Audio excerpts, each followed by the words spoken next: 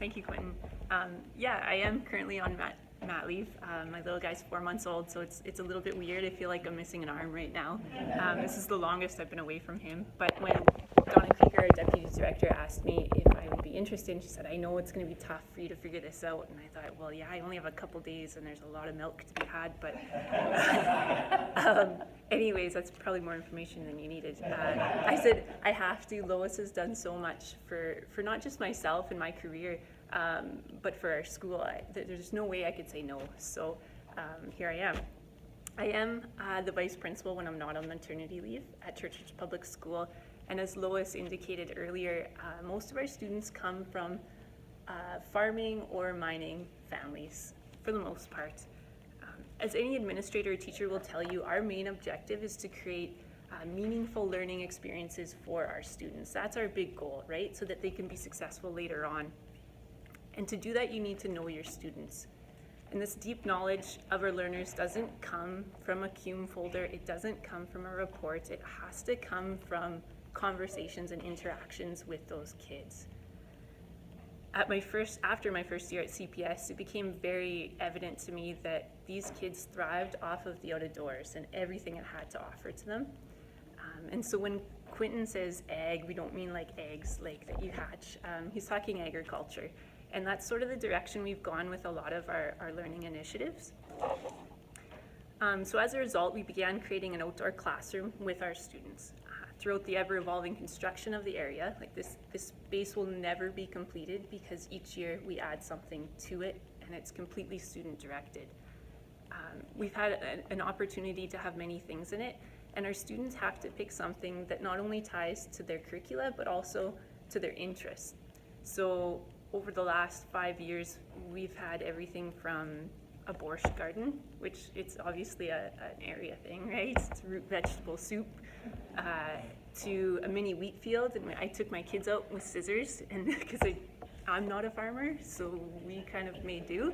And then we made the wheat, and then we made flour and then buns eventually. And so they saw the whole process and they got it, they understood, right, where my food comes from, as opposed to just reading about it.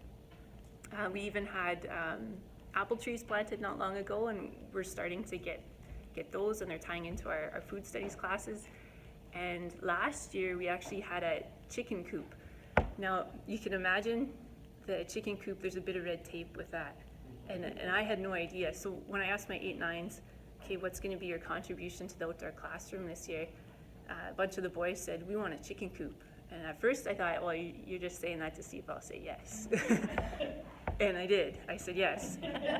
And then I thought, oh man, what did I do? So I phoned up our town council. I had to talk to our board, our superintendent, like what's policies or allergies. And apparently there's a bylaw that you can only have 2 chickens in our town, and you can't have a rooster. And if they die, you have to make the town council supper. So it was a good Christmas dinner. New bylaw, right? Yeah.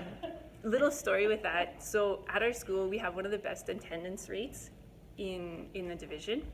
And so when you only have 210 at that time students, and you have very high attendance rates, I know each of the students who don't show up, because there's 3. And one of the students was in that group of boys who said, I want a chicken coop, which was part of the reason I said yes. And when I tracked his attendance, as we incubated the eggs for a chicken coop, he showed up not only to school, but he was early for school throughout the entire incubation phase. Unfortunately, only 23 days. And after too, because he would rotate the eggs. And then after school, he got his buddies together and they built the coop themselves. There's 4 of them. And then over the summer, I had them painted again because I didn't feel like they did a good enough job. So they did it again. And they were happy to do it. It was great. Get back on track a little bit.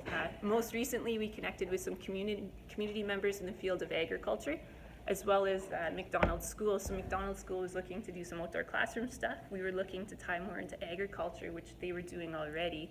And so we kind of swapped some ideas, and I think we're both better off for it now.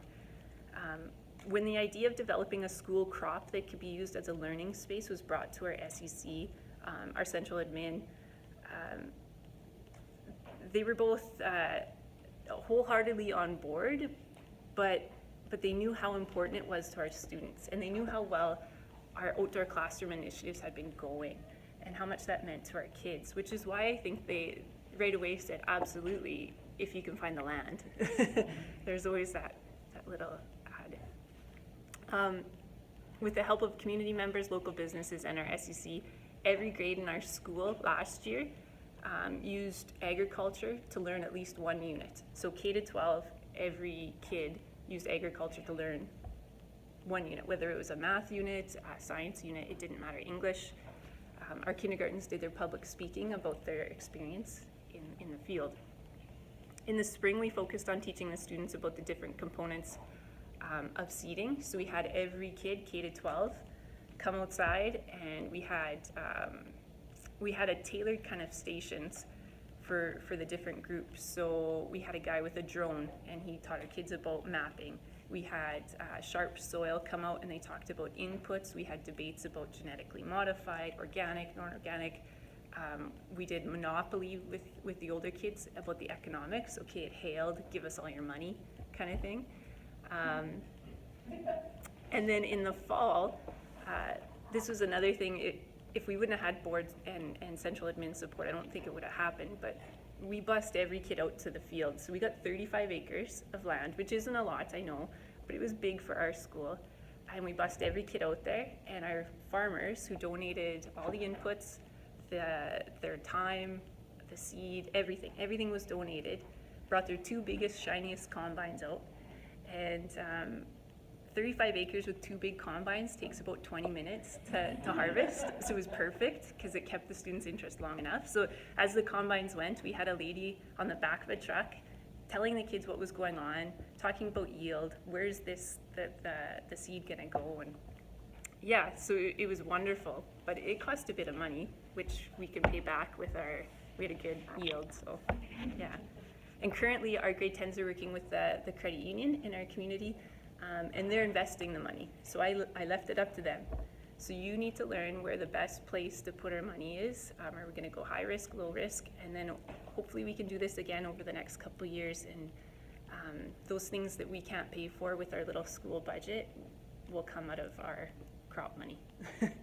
Crop money sounds horrible, but it is, yeah.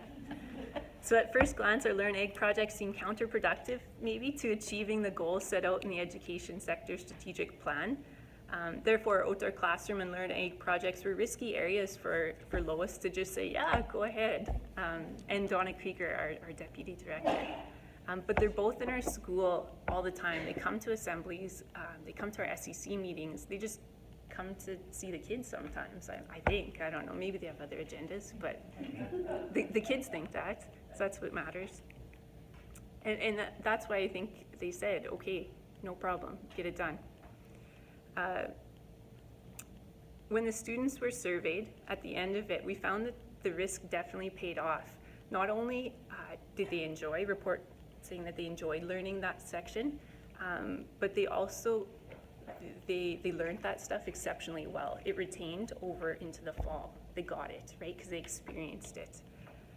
Without the support of a board member and superintendent that knew the dynamics of our school, I'm not sure that we would have experienced the same success, or if this project would have even got off the ground. And for that, I'm extremely grateful. Thank you.